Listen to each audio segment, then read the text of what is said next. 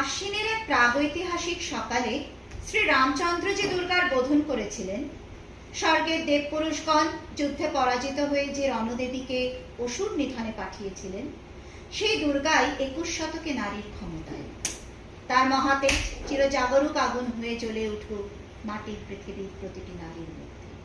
হে মহামানবী, তোমাকে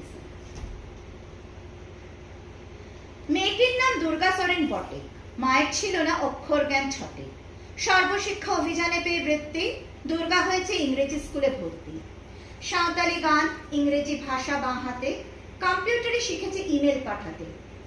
অঙ্কের স্যার ভুল হলে যোগ বিয়োগে গায়ে হাত দেয় পড়া শেখানোর সুযোগে। দুর্গা জানে না কোনটা যৌন লাঞ্ছনা। স্যারটা নোংরা বটে, কথাটা মানছ না। শেষে একদিন স্যারের নোংরা হাতটা মুচড়ে দিয়েছে দুর্গা, মেরেছে ঝাপটা। ওরে অর্ধেক আকাশে মাটিতে